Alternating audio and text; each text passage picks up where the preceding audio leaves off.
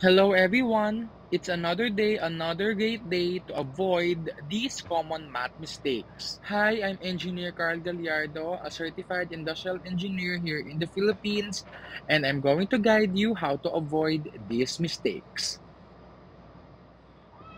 Alright, for today, let's discuss about the cancel culture in math.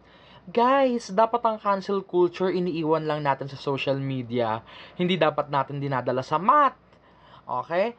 Suppose that we have here a squared plus b squared all over b squared. And suppose that a and b are both real numbers. Okay, pag sinabi natin real number, pwedeng maging integer, pwedeng maging rational. Ano yung mga pwede nating examples ng real number? Pwedeng 3, pwedeng 1 half, pwedeng square root of 5, pwedeng 0.222, at marami pang iba.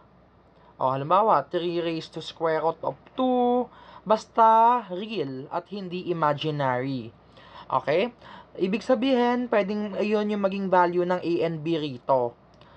Now, ang usual na ginagawa ng mga estudyante based on my experience and observation sa mga estudyante ko ay kina-cancel ito.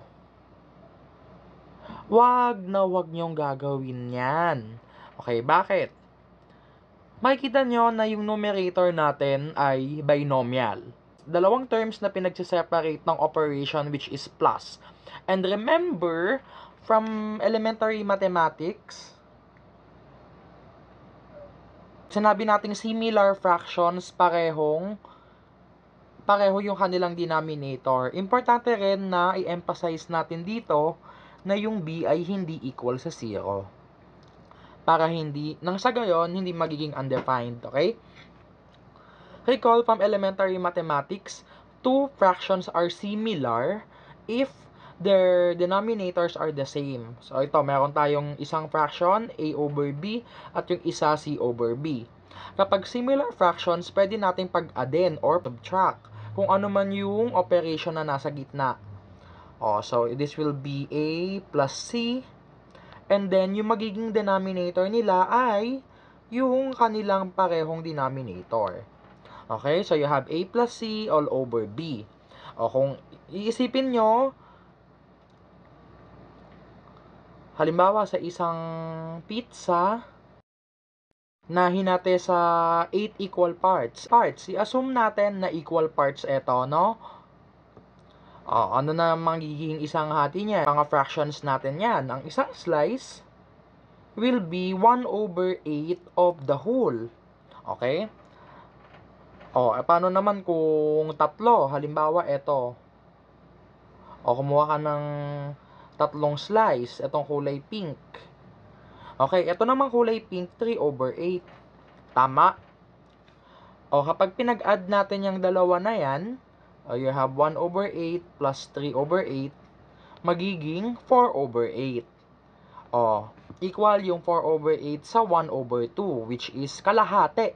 1 divided by 2, kalahati yon. It makes sense, kasi apat na slices na yan. Mako-constitute na yan yung kalahati nung pizza. Okay? So, balik tayo dun sa dinidiscuss natin. Conversely, ibig sabihin, kabaliktaran, kung meron naman tayong fraction, tapos pareha sila ng denominator, ayan, iisang denominator lang, single denominator, pwede natin i-split yung fraction. You have a over b plus c over b.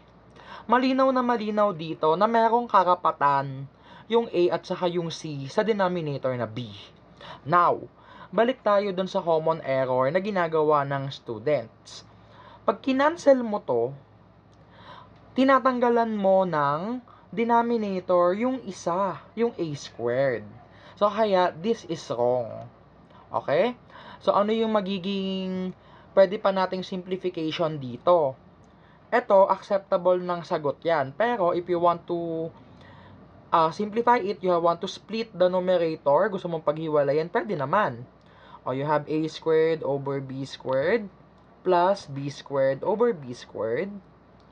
Yung second term, pwede mong gawing positive 1 kasi parehas na yung numerator and denominator.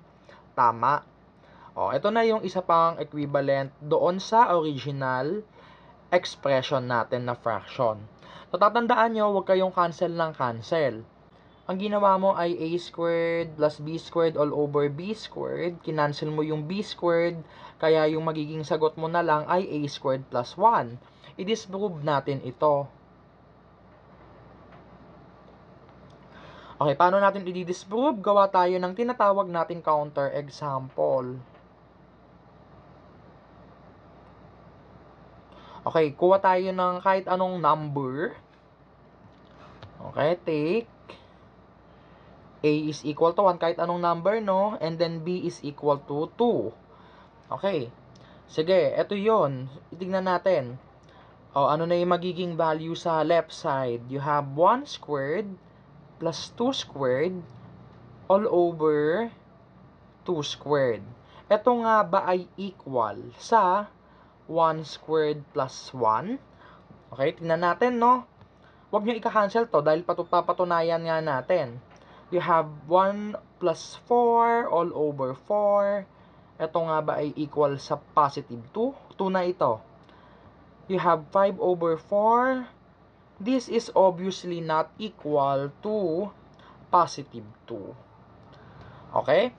Tatandaan nyo lagi kapag ganyan na nagka-cancel tayo, magwo-work yan palagi sa kahit anong value kahit anong value. Basta pwede, hindi magiging undefined. Pero pag may ni isang pumalya, hindi na agad totoo yung equation na yan. It is no longer an identity na tinatawag.